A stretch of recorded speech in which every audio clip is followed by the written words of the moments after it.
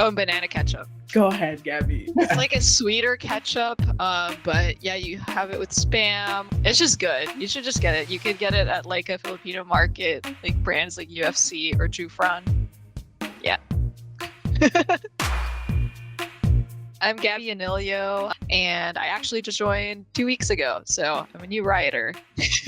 My name's Mo Radke. I'm a art direction manager on Valorant. I'm Faith. I am currently on the Southeast Asia regional team doing publishing. I was born and raised in the Philippines, and I moved to the US when I was 11. I was actually born in Angeles City, Pampanga, so I'm Kapampangan, and I went to school in Makati and lived in Manila for most of it, which just drive to the weekends to Pampanga to see like my grandparents. I'm half white, half Filipino. My mom is from Manila. My dad is from Seattle. And my dad was in the Navy, so we grew up all over the place. And eventually we landed in Hawaii. My favorite Filipino game. Bring Me is hilarious because someone will always say, bring me like your grandma's white hair. And everyone runs to grandma and like starts pulling her white hair and just like runs over to get their like prize back. Sunka is like with that kind of wooden boat. And there'd be a certain amount of shells in each little hole, and you would try and collect them. That's the game that sticks out the most to me. Tumbang Preso, which was like this can, and you put it in like the middle of the floor, and you just like throw like slippers at it. I don't know why that was so fun. I just like throwing things and trying to hit things. Being in Hawaii was just like, it's kind of like the perfect place for being of mixed ethnicity, being Asian, because there are a ton of mestizo or hapa people, as they call them in Hawaii.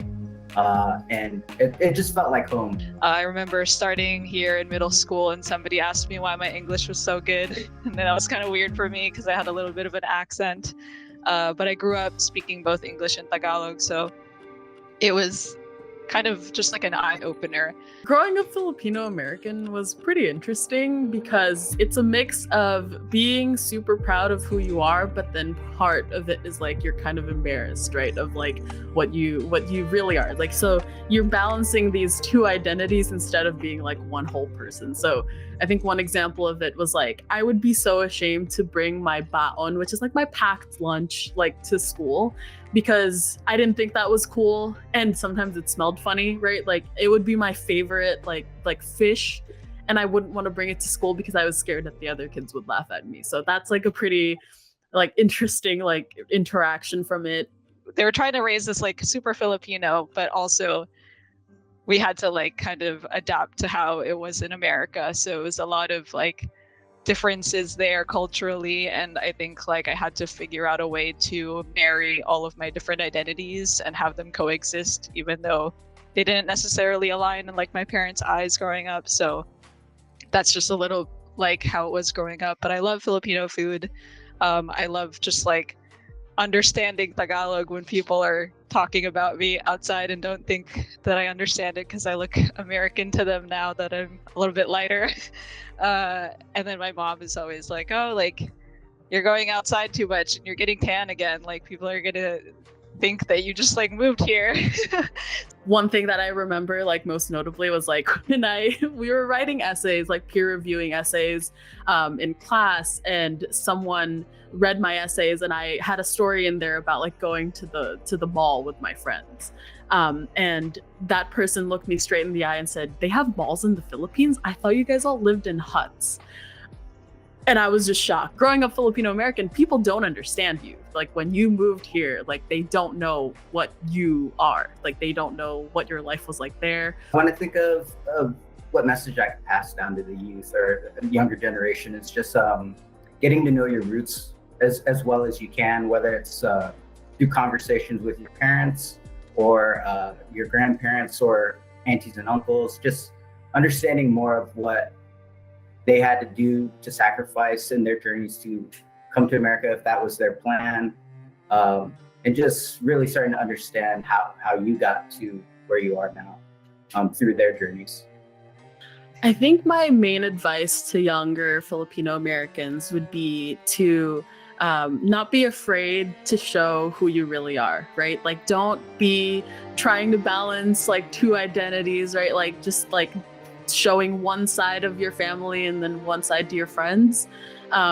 Try and make the connections as to like what you really resonate with in both cultures and make you yourself. I would say you belong here as the biggest one. I think also in general, like with the games industry, like I didn't think that pursuing that as a career path was possible at all in the Philippines, just because there's a lot of like differences in terms of accessibility to like that hardware, even though like a lot of Filipinos make up a huge part of like gaming audience and specifically for our games. So I think that, you know, you belong here just as much as like I do, and you don't have to necessarily like move countries and stuff to be a part of like that whole experience. And I think it's awesome that a huge part of our fan base is like Filipino, and also, you know, if it means anything, like the developers are also the same as you in that case. So I think it's pretty cool that we have that connection.